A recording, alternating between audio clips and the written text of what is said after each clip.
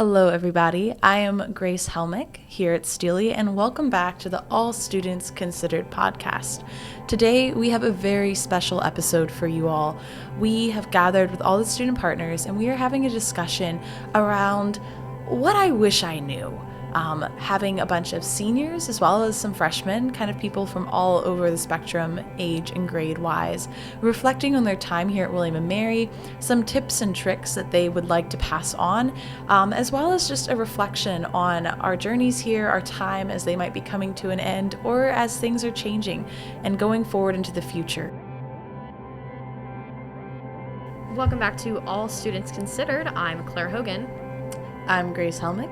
I'm Katie Shines. And I'm Jada Bonds. And today we are talking about what I wish I knew. So Katie and I are both seniors. Grace is already graduated. And Jada, you are a freshman. So we have a variety of perspectives here talking about coming into college, going out of college, what we wish we had known at the beginning, and what we've learned along the way. So it's going to be a great episode for you guys. All students considered. Being most recently a senior myself, I got to reflect with others around the table on what my expectations were as a freshman versus the reality of being a student here. Listen up. One of our first segments that we wanted to talk about was our first week versus our last week. So for Katie and I, our senior year, Grace, I guess your senior year as well, and then Jada, your freshman year, your first week versus your last week. What were you like? What were you doing? What were you feeling? How are you feeling now? Who wants to start? I can start. So my first week of my freshman year, I was terrified. Contrary to a lot of people I knew, and especially contrary to my roommate, who was my roommate of 4 years, we still live together. I was not excited for college. I did not want to be here. Oh, no. I missed my high school experience. I felt like nothing could ever compare to my high school experience. I know, wow. I'm getting lots of laughter here. And I was like, it's all downhill from here. Like, this is the end. You peaked in high school. I peaked. I peaked in high school. That's so sad. And now it's just a downward spiral. So I also was not a student who enjoyed partaking in the nighttime festivities. So I stayed in. I would only do classwork. I was taking 18 credits because I was bored. Just because you were bored. Because I was bored. And so my first week, I remember being like, I don't know if this is all that fun. Everyone says college is a blast. Like, I'm taking 18 credits. I'm studying and working till 4 a.m. Blah. However, at the end of my first week, I did do something a little wacky, crazy that has impacted my 4 years. And my roommate dragged me to an improv workshop and consequential improv auditions. And I did audition, and I did get in to the improv troupe. So that was my first week, freshman year. All right. Flash forward. It is the last week of senior year for me. This would be in the fall. And I had a couple classes that I was really excited to be in, that I felt like I was doing really meaningful projects. They were with faculty members that I had taken 2 or 3 classes with beforehand, because I was very much someone that I found my favorite professors and I stuck with them. I would take the same class, I would take different classes with them, and I really got to know them. So I felt like I knew my professors super well. I felt like I was making meaningful projects. In fact, one of my final projects was a short documentary on the first murder conviction in the state of Virginia without a body that my grandmother was involved in. So I traveled and was interviewing her and people in the town, and I felt like I was doing stuff that actually mattered. And then that improv troupe that I auditioned for on a whim, I was the president of, and we had one of our final shows, super big success. I had taken my troupe on a fall tour previously, and I just was surrounded by these really wonderful people that I had spent 4 years getting to know, investing with. My roommate from freshman year, she's with me, and it was just a wonderful kind of culmination of, I started things off. I didn't want to be here. I was scared, and taking 18 credits, and I finished things off taking 12 credits and having a blast and just really being grateful and thankful for my experience here. Aw, that's so cute. Oh my gosh. That is cute. I am really curious about that murder story, though. When you said grandma, I was like, Oh, was she the murderer? I can send you the video. It's 5 minutes long. I'll Okay, send it to you. please. Okay, yes. Sounds really interesting. I can go. So my first week, I was very lucky. I found my group pretty early because, there were all these group me's that would start about, like, which dorm you were in. And I remember I was in one for the dorm I was going to be in. And Shout it out, Monroe. Monroe, baby!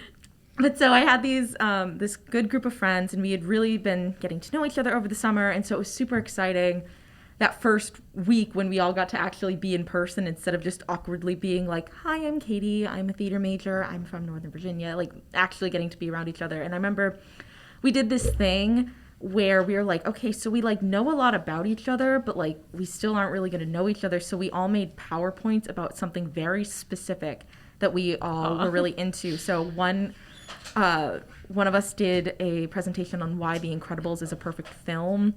Another one compared black holes to rock climbing. I ranked the characters in 12th Night from most to least gay. And we basically, it was like this like way of all kind of getting to know each other. But I was also kind of like, all right, so I've got my friends, like that's all squared away. And many of them are like still my closest friends to this day. But I was like, all right, it's time to find my place on campus. And I decided it was going to be Shakespeare in the Dark. That's what it was going to be. I'd heard about it and I was like, yep, that's it. And I remember like tromping over to the auditions and I was like, yep, okay, this is, I am about to go and meet my family for the next 4 years. This is it. Like I had like this moment of like this very kind of like grave moment of this is it. I walked in, I did it, I got a call back and I did not get cast. And I was so devastated. But I was like, you know what? Nope, I got to do it. These are my people. And so I asked if I could be the dramaturg for their production. And I did that, and I would say I've kind of been in and out. I just sort of, I'll do their shows if I feel like it, and I am good friends with a lot of those people. I do other shows. Sometimes I take a break and I just focus on schoolwork or research or working. But yeah, I kind of had this moment of like, it is time to find my place. I did the 24-hour play festival, I remember, and I was just like, wow, all these people in the theater department who all know each other and are friends, and I just felt so small. Flash forward. Never. You're all getting this. Yeah. And then my last week, I'm actually in primarily sociology classes, even though I'm a theater major. The one class I took, though, was a stage combat class. And it was just so fun. And so it was kind of cool this semester to mostly just do things that, like, might not even really impact my future, but meant a lot to me. And I also, so I ended up my junior year taking a little, because the theater department does bigs and littles, and one of my littles, she produced this, she directed this production of 12th Night that has Sebastian and Viola as Vietnamese refugees. And I would just sit there and be kind of this sounding board for their ideas. And last night I got to just go sit and watch it, and there was like this moment of, I got to be, because I was in the program as thanks to Katie, my beloved, with a little heart. And then my other little is going to be in the musical 9 tonight. And I texted her this morning and I was like, hey, I'm not going to be able to make it, but I just want you to know I'm so proud of you. It's been such an honor to be your big. She posted on her Instagram story, I have the best TSA big ever. Anyone who disagrees is woefully wrong. Aww. And just kind of, and I just went there, and there were, when I went to see 12th Night, I had a lot of like people coming up, or I had one girl come up to me who I'm good friends with, and she just said, did I make you proud? Did I make you proud? Aww. And I just had this moment of like, I remember walking in and being like, oh gosh, how am I going to compete with these people? How am I ever going to be like one of them? And just this moment of like, I did it, you know? I've made my way. I've dramaturged a whole bunch of shows now. I'd never done dramaturgy before that one show when it was just like, oh, I want to be involved in it, I guess. And now I've done a whole bunch of shows. I got an internship based on my dramaturgy experience. Part of the reason I got into my grad program is because I had a ton of experience with research and like Shakespearean dramaturgy. And so it was just kind of crazy realizing how that first experience of I know exactly what my life is going to be. And that moment set me on this path, but in this way I just completely didn't expect to happen. Well, I'm Jada again, and like everyone said, I'm a freshman, so my story may be a little different from the four-year seniors, but I remember when I first came here, I was definitely very bubbly. I was excited. I was like, this is my time. Sorry, Grace. I know you weren't. I know it wasn't the same for you. I was depressed, but I'm glad you were happy. I was excited. I was like, this is my time. I'm going to find my place. I'm gonna do my shit, and I'm going to be so great. I was all over the place. I was a yes student. I said yes to everything. I did all the clubs. I was at a club meeting every single night. Most nights, 2 or 3 clubs a night, just because I wanted to meet everyone and know what was out there. I was just really curious. And I was just really just like, I wouldn't say worried, just like really wanting to like find my place and like really see like where I fit in into colonial Williamsburg and like the College of William and Mary and where my place was. I was definitely like ready to start my college experience. Like I was that annoying freshman ready to talk to everyone. We all knew you. You were not annoying. Why'd you look at me? I was going to say you were annoying. Don't believe you. No. Oh, I guess I hit it a lot well that I thought I did. Anyways, was that enough or should I say more? I don't know what else to say. I mean, what was your last week? Oh, I was going to wait. Oh. I went to the flash forward thing, the little sound. Right. You don't get a flash forward. It's just you're still a freshman. You don't get the fancy sound effects until you're a senior. I guess the bird is still cute. Okay. Flash forward, my last week of freshman year. Oh, wow. I've done a lot. Like I said, I was a yes person, and I said yes to a lot of things, which has made me do so much.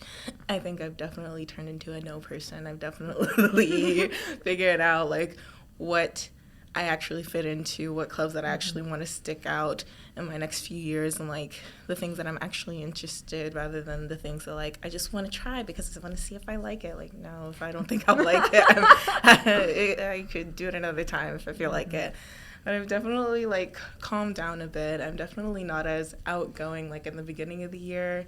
If me and my friends wanted to go out, I'd be like, yeah. Now I'm like, no, I want to stay in my room. Like, I don't want to do anything on LDOC. I just want to go to sleep. But yeah, I'm definitely a lot more chill. And like, just last week, like, I took a yoga class, and it like, just then it took me like the yoga and just me lying in my thoughts to realize like how much I've actually done. Like, I started crying just thinking about like everything I've done this past year, and like how actually proud of myself I am that like I was able to have this kind of energy to come into college and like be like, I am gonna be the fucking best, and I don't care if people don't like me for it. You are the fucking best. True. Woo! You get some applause for that. Love it. Okay, so I'm another senior, and it's kind of funny listening to y'all's stories because I had a very different freshman experience. So, like, Grace, you talked about how you really liked your high school experience. Cannot relate. Katie, you talked about how you came in like knowing people from over the summer. Nope, can't relate. Jada, you came in talking about how like bubbly you were and how excited you were to join activities. Ooh, not me. I kind of came in, I had like a very, very loose sense of like self and identity. I didn't really have a lot of friends from my high school that I still talked to. I didn't really have any people that I had met over the summer. My first week, I was very, very lucky to make really good friends with my roommate, who is a lot more extroverted than I am, because I came into college like very introverted with not a lot of particularly good social skills. So to be honest, so my first week, I was like not really trying a lot of new things. I did join a bunch of clubs. Most 90% of those didn't work out. I think the one thing that did work out was that I'm pretty sure I went to my first like interest meeting for Flat Hat that week, which I fully went to completely on a whim. Did not plan to actually join that organization whatsoever, which is funny because on the academic side, I like had everything so rigidly planned out. I made a spreadsheet that I still use to this day. It's the same spreadsheet of like all the potential majors and like how many credits of each one and like grad programs I could do with each one, like planning that far ahead. I'm the same way. I do Yeah, the exact Jada, you same and I, thing. we love a good spreadsheet. Yes. It did not work out that way. So, yeah, very kind of unsure of myself, but like trying so desperately to have a rigid plan. Flash forward. I get the nice sound effect as I'm a senior. Flash forward to this week, I guess, which is the last week of classes of senior year. First of all, have a lot more friends than I expected that I would, which is like silly, but I frankly did not have a ton of friends in high school. Probably because I did color guard, which is, not the coolest, most popular activity to do. I think that is so cool. Well, you would be the only one, Jada. So. Have a lot of friends. I felt like I've really gotten to make a nice impact on this school through various things.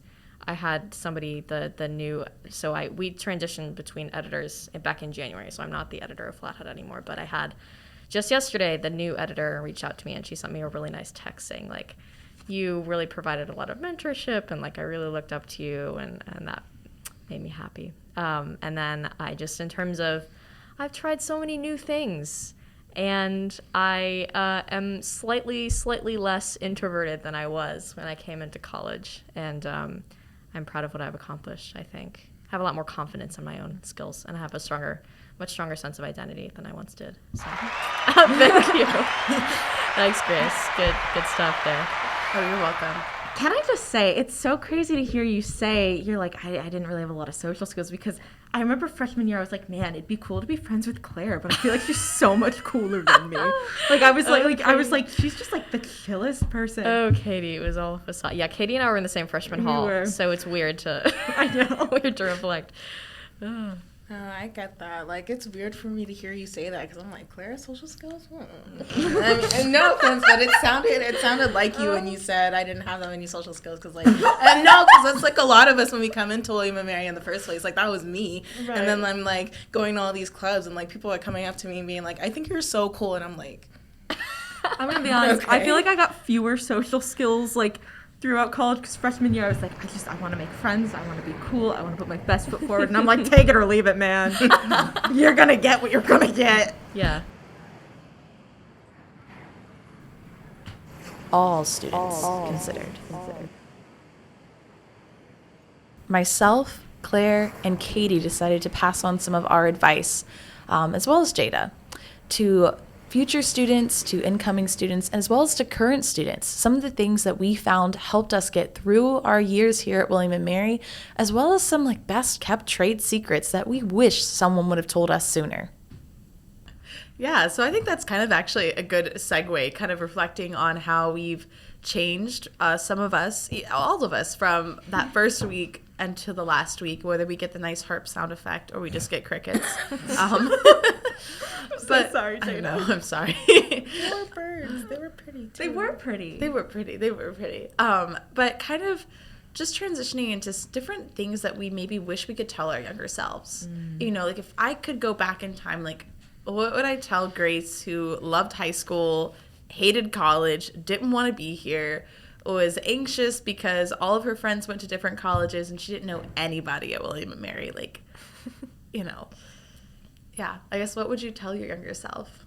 Okay, number one for me, making mistakes is actually good. And I know that everybody says that, but I really did not believe that coming to college. I also, like, all the kind of platitudes that you're given, like all the general life advice, I was like, oh, that's all bullshit. Like, that doesn't apply to me.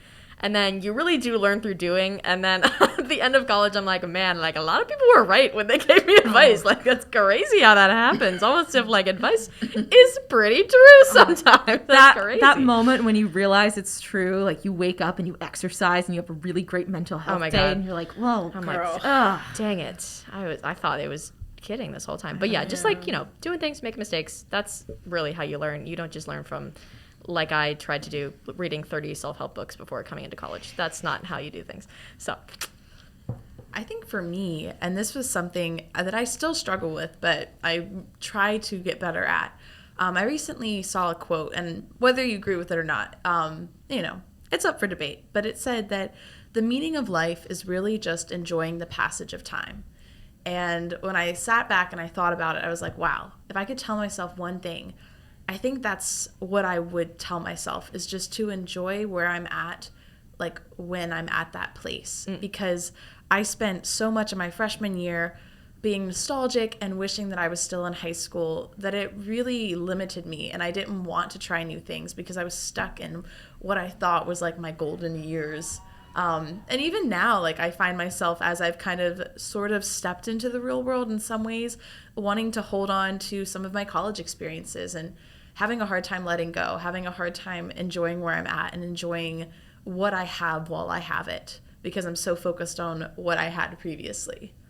So I think that's what I would advise for myself. Don't be afraid to let go. Enjoy the passage of time. Enjoy where you're at when you're at that place, because you'll never be there again. True. I feel like I just tell myself to don't be afraid to find what works for you. Like, you're gonna have to experiment to figure that out. I'm still trying to figure, like, what's the best way to take notes for me? What's the best way to handle time management? What's the best way to set up my mornings?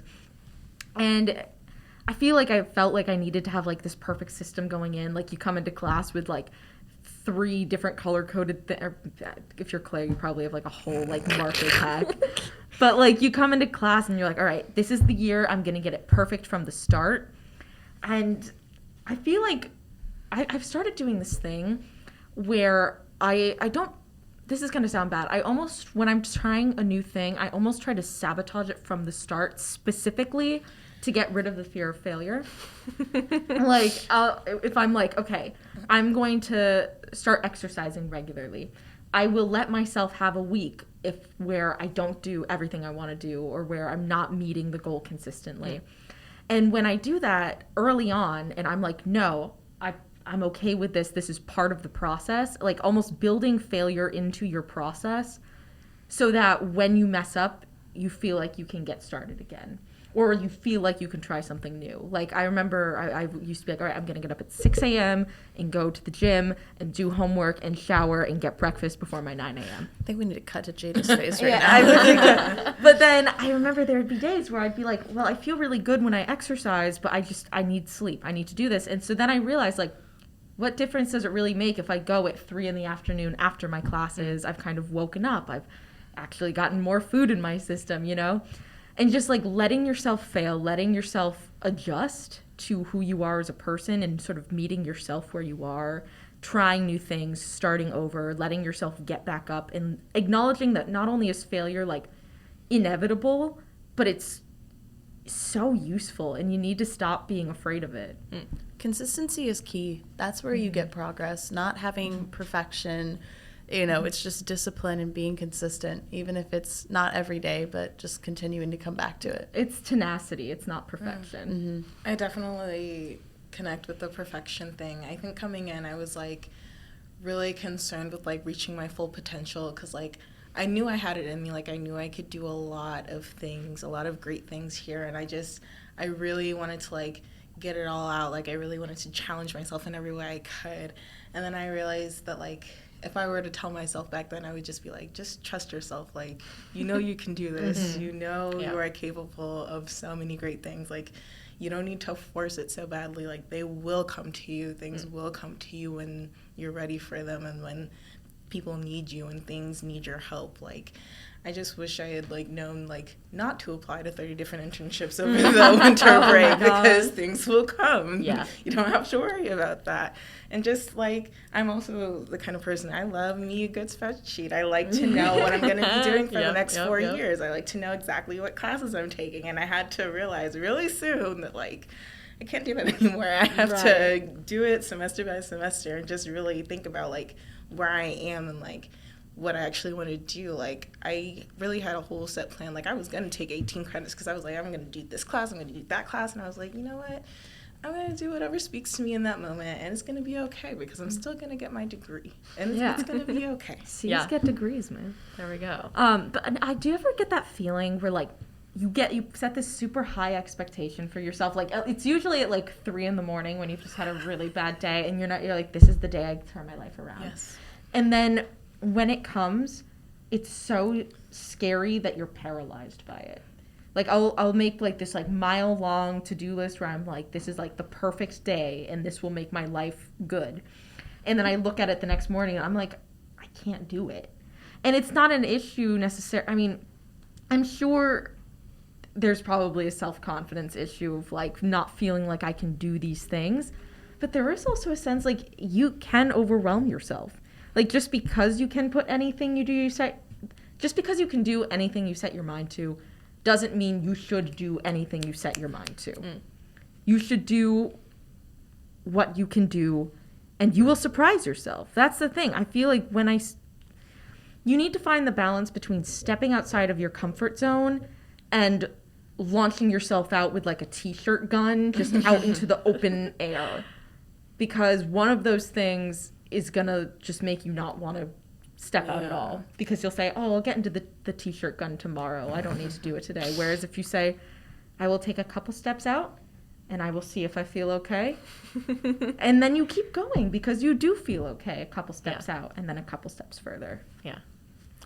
Yeah, I think that's something that seniors told me my freshman year, because I had this attitude of I was taking 18 credits per semester. I did want to push myself to my absolute max because I was like, this is what it's about. Like, I'm in college now. I have to do the most. I have to see just how much I can, like, how far I can go. And, you know, I just remember seniors being like, don't do that. And I was like, but why? And they're like, no, like, you're going to hate yourself. Like, have fun. Like, take it. You are going to graduate. And I did. I graduated early. Like, you're going to be fine. Like, you know, just because you should doesn't, or just because you could doesn't mean you should. And I think that's a big lesson that I had to kind of teach myself, because you do get to college and you see everyone doing all these cool things. And, you know, I think that kind of brings us into like our lived experience advice. But, exactly. You know, you kind of have this idea of, I have to keep up, or I have to put my best foot forward, or even just like I have to like compete with myself. And especially at William & Mary, I feel like we have a lot of highly motivated students, but also I've encountered a lot of intrinsically motivated students, like people who just like have this fire inside of them that's like, I have to do this. Like, I need to reach this level that I've set for myself. And, you know, just kind of having that, I'm gonna make a pun off my own name, having that grace for yourself, and just, you know, that understanding that, you know, just because, you know, to quote Billy Joel, like, slow down, you crazy child. You're so ambitious for a juvenile. You know, you've got time. You always have more time than you think. And, you know, you are going to push yourself because that's just who you are. You don't have to worry about being lazy or just not doing anything. So, you know, take it a step at a time. Don't launch yourself out that t-shirt gun. You know, take a couple habits that you want to start and do them every day, but don't try to do everything all at once. Don't try to, you know, what are you trying to prove? You know, at the end of the day, like, everyone here is focused on what they need to do. Like, no one's watching you. Like, no one's trying to check and see, oh, how many credits are you taking? Are you super smart or are you not? Do you know what happens if you're like, oh, I'm actually only taking 15? People are like, oh my God, lucky you. You know? Like, no one's going to think that you're superior because you're doing XYZ. They're just going to be like, man, that must be nice. All students considered. I mean, taking it back to like classes specifically, I feel like a lot of the advice we've been given is about like kind of personal growth, which is like so important, I think, in college. But also one of the things we like to do on the podcast is to kind of connect like the student perspective with faculty members. So if you were to talk to a freshman, or Jada, your earlier freshman self, what advice would you give them specifically about like connecting with professors, taking classes, like on that academic side? I feel like, okay, have you ever been in a situation where you are kind of in an instructive teaching role and you're like, oh, here's my number, or like, just come to me with any questions, and you're like so excited because you really want to like dig into it and like talk to someone about it, and then no one comes up to you because they're scared? I get the feeling that professors are much the same way, because like, this is someone who's dedicated their life to talking about this subject. So when you are like, oh, I don't want to seem like overeager. Oh, I don't know if I should ask this question.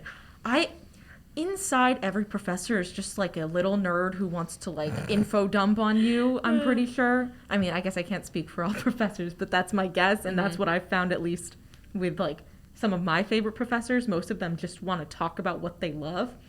Also, pro tip, if you get them talking about something they love long enough, they will not stop.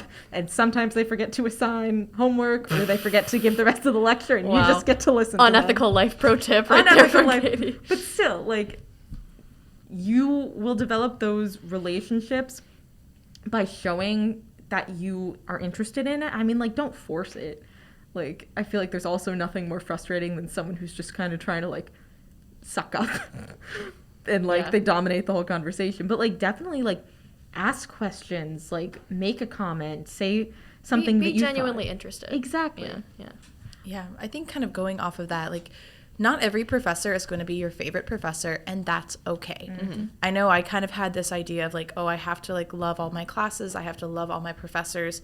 It's not going to happen. But I will say, when you find those professors that you connect with, that you just love their teaching style, you love what they are passionate about, hold on to them and follow them.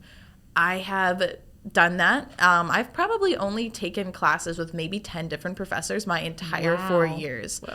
Because I've taken 4 or 5 classes with Rich Lowry, who is my major advisor, probably 3 or 4 with Kevin Smith, 3 or 4 with Deborah Morse, 2 or 3 with Kim Wheatley. I found professors that I really vibed with, that I felt like I had built up a relationship with, and then I just took the classes that they taught.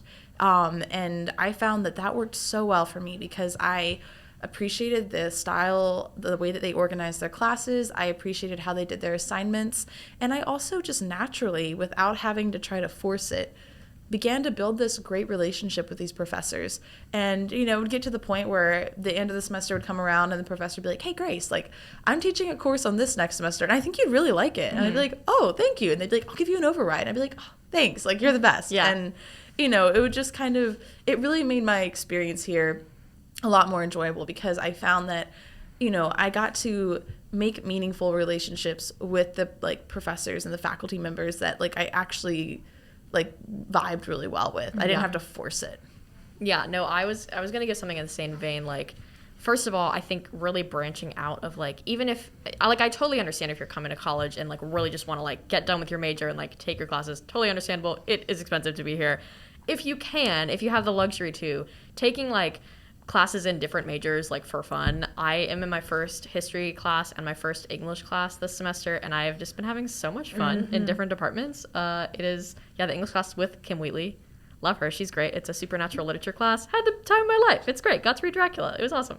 And then I would also say, like, pretty similar to Grace, like, interesting classes are one thing, but I have been disappointed many a time by a class that I, like, sounded really interesting, but maybe I just didn't really like the professor's teaching style, or, like, it was just, like, too much work or something like that. So, like Grace was saying, I would really privilege, like, the professors you connect with over a course that you might think is interesting, because a good professor can make a course really interesting, even if it's on a topic that you don't think that you would like. Like, this semester I'm in a modern Hinduism class, which is not necessarily something that I would normally take. I'm a religious studies minor, but that's, like, not really what I focus on. But it ended up being one of my favorite classes because it's with one of my favorite professors. So, yeah, it's just the professor really makes the class, I think. So, and I hope professors take it as a compliment when they have a student in more than one class, because, like, I feel like that's what I try to get across, is, like, I'm taking more classes with you because you have really good teaching and I like your classes. A good professor in the hand is worth 2 cool-sounding courses in the bush. That was really good, Katie. Good one. Thank you. Yes. Advice that you would give in terms of, like, classes. In terms of classes, I unfortunately have not had the experience yet this year of, like, really getting close to my professors. One, because I'm a chemistry major, and that's, like, not something I don't think many chem majors do. Yeah. But also just because, like, I don't know. I was never really the kind of person to like be close to professors. Like it felt so weird to me to like kind of do that in high school. It always felt like sucking up because that's what all the kids did in high school, and I just didn't vibe with that. And I didn't want to put too much pressure on myself for like networking, just because like I knew I had 3 more years and I would like get my chance, and like especially since like I'm not really worried about that right now. Like I'm doing research at Harvard over the summer, so it's not something I'm worried about. Flex Networking, on 'em. yeah. Flex on 'em. But I mean, yeah. Sorry, it's really long. I mean, I feel like the best kind of like quote unquote networking are the ones that have been the most beneficial for me is the stuff that just comes out of like genuine nowhere. connection. I mean, one of like my favorite professors ever, my roommate and I just got coffee with her a couple weeks ago. But it was just because my roommate and I are both the kind of people who sit in the front of the class always. But it was just the kind of like the material clicked, you know? It was something we loved. And so when she would ask a question, it was like immediately like hand goes up because I want to like see if I got it right. I'm just excited to know the answer. I have an insight that I think would be cool. And that's the thing. It wasn't either of us trying to suck up to this professor. Neither of us even knew we wanted to do sociology. Yeah. But it was this sense of like, no, I love this. This is what I want to talk about. And so I feel like don't stress yourself out too much because again, it comes naturally. Yeah, well. Like, I mean, you can network. That does also work for people. I'm not going to try to dissuade you from it because that is a very important skill is like actively creating those networks. But like a lot of it is I just get involved in a project that I think sounds cool, or I ask a professor a question that's been like kicking around in the back of my brain. And so I feel like that's when it happens. Those are the most important connections you get are the ones that are born out of just genuine, I think you know something that I want to know too. Mm-hmm. Yeah. Yeah, and kind of going off of that, I would encourage, and what I wish I would have done more of, because I didn't start doing it until my junior and senior year, within your courses, when you have assignments or you have papers, and, you know, the professor gives you, like, either, like, a list of prompts or, like, a list of ideas, or there's, like, an option where it's, like, or come to me and, like, talk to me about something you might want to do that's not related. Yeah. Do that option always, because that was when I would have the most meaningful conversations with my professors. You know, sure, it takes a little extra work, but it was always worth it because I would come to them, or even if it wasn't on the syllabus, sometimes I would be like, hey, I know we have to write this short paper and this is kind of the topic it's around, but I'm actually really interested in this. Could I do that instead? I have never had a professor turn me down and say, no, you have to write what I said. And, you know, every time that I did that, I got more out of the class. I got more out of the assignment. And, like, sometimes for classes that I wasn't particularly excited about or I didn't really enjoy being in, it made it, like, bearable and more fun because I got to do something that I liked. You are listening to All Students Considered. Don't miss a moment. This is All Students Considered. Now, after having discussed some of our expectations and our realities, some advice that we wish we could pass on to new students, the next thing we decided to discuss was moving forward. What does our legacy look like when we leave here? What are some things we wish to pass on to others? And what does it look like for us in the future? All right, bring it back.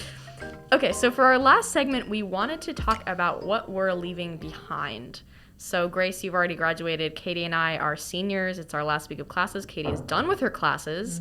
And I want each of you to say what you've left behind here, what you think your legacy is here at William & Mary.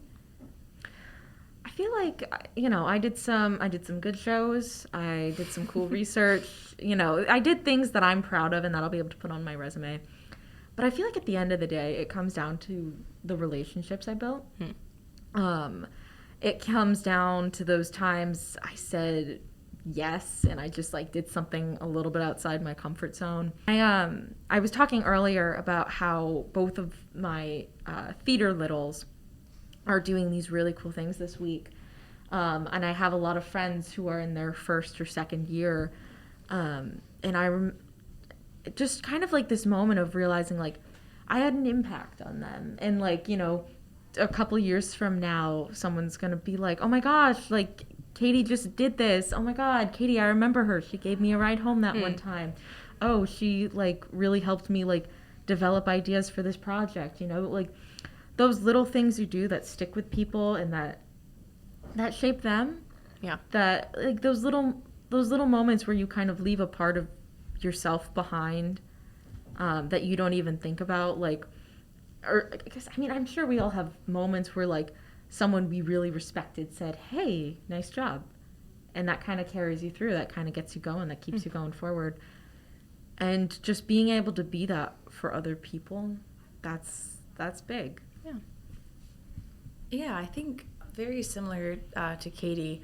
I kind of felt the same way. You know, I did different shows, you know, did a lot of improv, I did a lot of creative projects. And, you know, I think truly when I look back, like what I feel like I've left behind is, you know, a sense hopefully of creativity and also just of passion and, you know, pouring yourself into what you love. You know, I have gotten to work with almost every department on this campus, doing videography, doing photography, and being able to see what everyone is passionate about, being able to help faculty members as well as students take their dreams and put them into a digital format, which was really important during the pandemic.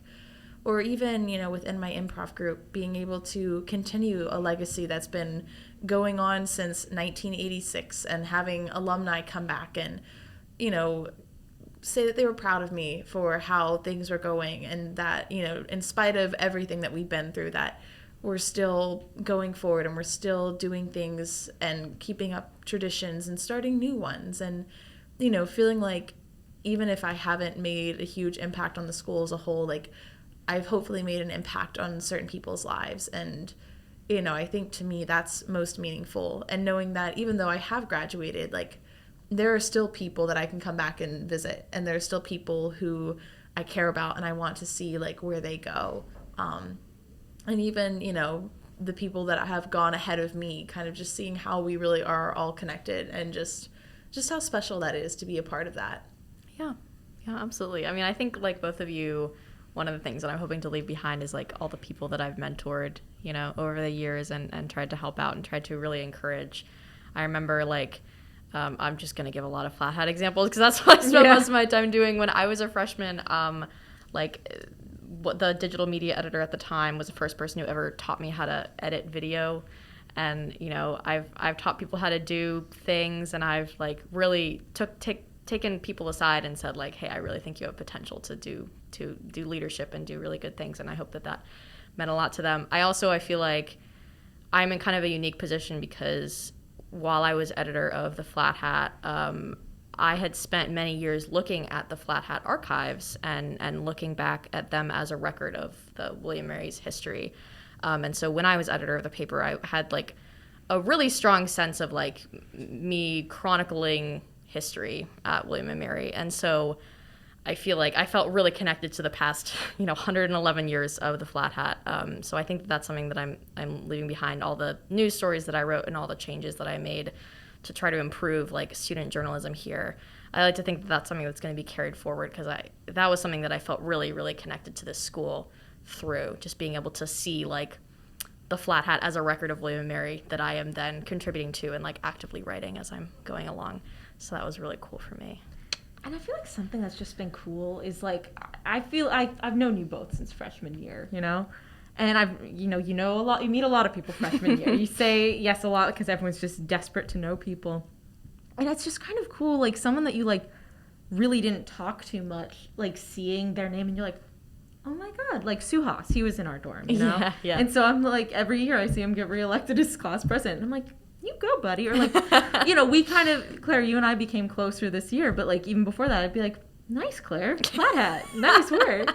And I mean, you and I did shows together, like, but I was always like, yeah, nice work. Like, it's just kind of like, it's nice to see the people that we all kind of grew up together here. We had to be on our own for the first time. You share in people's success, which is nice, yeah. Or do you remember when we were at the Evening of Excellence a couple weeks, was it a week? I don't know when time is. But like watching people line up and I'm like, I remember you. I know you, and I know you, and I know you. Yeah, and good that to- was cool. Or you're like, I didn't even know you were involved in this. I Yeah. didn't even know you did that, but I'm proud of you and I'm happy for you. And I'm Yeah. excited to see your name in the future, even if we don't talk ever again. Yeah, those personal connections are really important. Yeah, and I think it's something that kind of speaks to, like, I know within my improv troupe, there are alumni. We do a homecoming show every year, and we have alumni who are in their 40s and have children that are like in middle school that they bring, and they improvise with us in our show. Aw. And like whenever we do our fall tour and we go, whether we travel to Chicago or to New York, there are alumni who live in those cities, and we stay with them. And just kind of how, you know, everyone always told me that, like with William and Mary, it's such a tight network. Like you know, get involved in the people you meet. Like, it's not something that you put away after your 4 years.